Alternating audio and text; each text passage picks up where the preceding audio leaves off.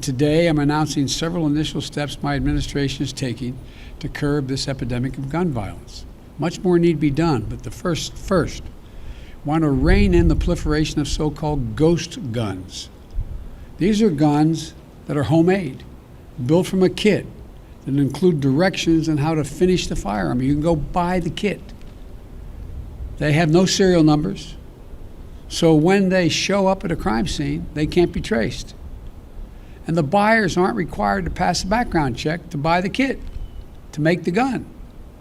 Consequently, anyone from a criminal to a terrorist can buy this kit in as little as 30 minutes, put together a weapon. You know, I want to see these kits treated as firearms under the Gun Control Act, which is going to require that the seller and manufacturers make the key parts with serial numbers and run background checks on the buyers when they walk in to buy that package. The second action we're going to take, back in the year 2000, the Bureau of Alcohol, Tobacco, and Firearms released a report on its investigations of firearms trafficking in America. The report was of pivotal value. It was an important tool for policymakers when I was in the Senate and beyond, at all levels, to stop firearms from being illegally diverted into dangerous hands. Today, with online sales and ghost guns, times and trafficking methods have changed, and we have to adjust. We also have to ask the Justice Department to release a new annual report. This report will better help policymakers address firearms trafficking as it is today, not what it was yesterday. The third change, we want to treat pistols modified with stabilizing braces with the seriousness they deserve. A stabilizing brace hook in a pencil essentially makes that pistol a hell of a lot more accurate than a mini rifle. As a result, it's more lethal, effectively turning it into a short-barreled rifle. That's what the alleged shooter in Boulder appears to have done.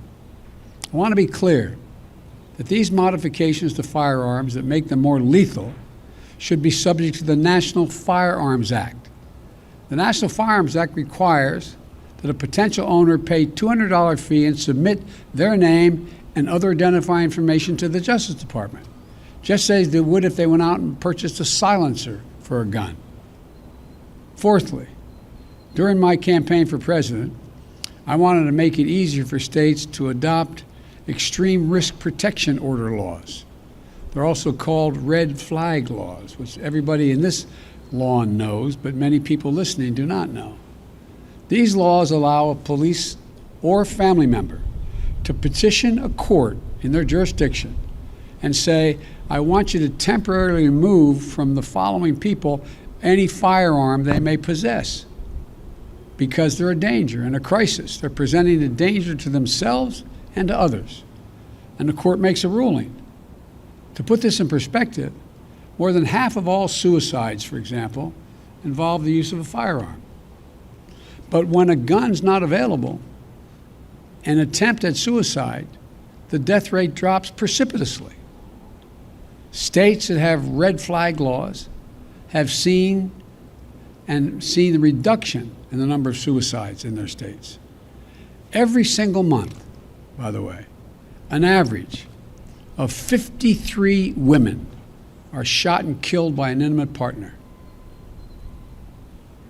I wrote the Violence Against Women Act. It's been a constant struggle to keep it moving. We know red flag laws can have significant effect in protecting women from domestic violence. And we know red flag laws can stop mass shooters before they can act out their violent plans. I'm proud, excuse the point of personal privilege we used to say in the Senate, I'm proud that the red flag law in my home state of Delaware was named after my son, Attorney General Beau Biden, our son, excuse me, Joe, who proposed that legislation back in 2013. I want to see a national red flag law and legislation to incentivize states to enact their own red flag laws. Today, I asked the Justice Department to publish a model red flag legislation so states can start crafting their own laws right now.